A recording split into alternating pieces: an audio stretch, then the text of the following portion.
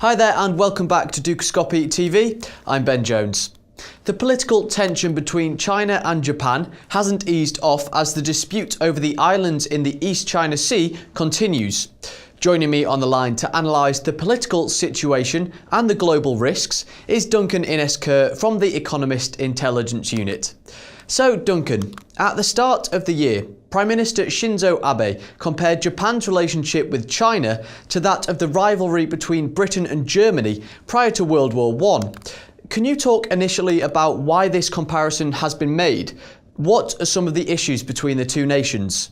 Well, I think the specific case that Shinzo Abe was trying to make was that the situation between Japan and China was similar to the way in which military spending sort of escalated rapidly between years prior to World War I. And that's certainly the case at the moment. China's military spending is rising at double-digit rates, and his point was that there needs to be more military-to-military contact between the two countries to try and relieve some of the tensions there. But I think a lot of people will look at that comparison and worry about the fact that he was implicitly suggesting that China was a militaristic power, that it was trying to use that power to alter facts on the ground in the way that it's been pushing in its territorial case over the Senkaku or Diaoyu Islands.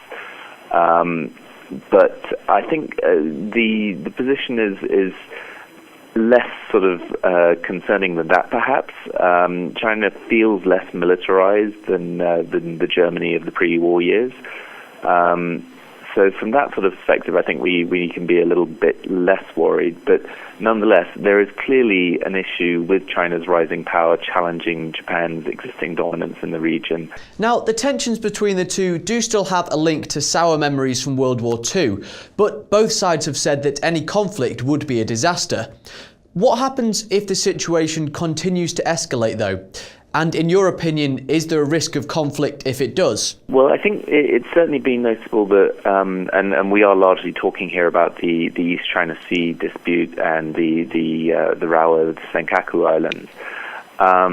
There's been a massive increase in the amount of naval and air force activity over the islands, and this creates a lot of risks. When there's that many boats and ships flying around, the chances of an independent action by some captain on the ground or of a mistake sparking an incident and escalating out of control increase exponentially. I think the big worrying aspects to be concerned about are perhaps longer-term issues.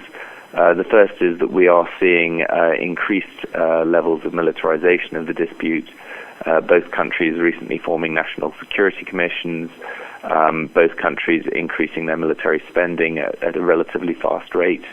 So that's a big concern, and notably this year was the first year in many years that we've seen China's military spending actually outpacing the overall growth in public spending in China. The second big concern for me is public opinion. And I think if you talk to people on the ground in both countries, public opinion is, if anything, becoming more hostile.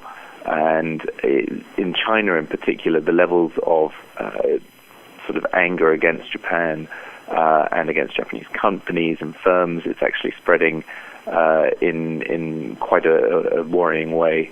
Finally, are there any current global economic implications of the tension between the two biggest economies in Asia? And how vital is it to the global economy that these two countries continue to trade with one another?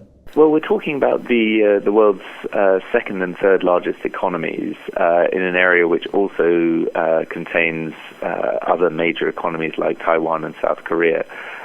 So I think the first thing to say is that if there was a military clash, it would obviously be disastrous both for the region and the global economy, creating a lot of chaos on international financial markets and a lot of disruption in terms of the trade routes that are affected.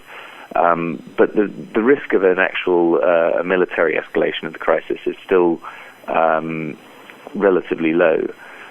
So, for example, the fact that Japanese firms, according to recent surveys, are for the first time in many, many years no longer viewing China as their most important market for business development. Is that because of the politics, or is it because there's been a 30% decline in the yen against the renminbi in recent years, which has made investing in China hugely more expensive? And other companies from other countries are also looking increasingly at other markets as potential investment destinations apart from China. So that's quite a complicated picture. And on the trade side, while we did see trade fall in 2012 and 2013, clearly the clash over the islands has played a part of a role in that. But certainly last year there were also other dynamics in play, particularly with the yen's decline. Duncan, thank you very much for discussing this with us today. That's all we have time for, but stay tuned as we have plenty more exclusive interviews for you throughout the week. Thanks for watching. Goodbye.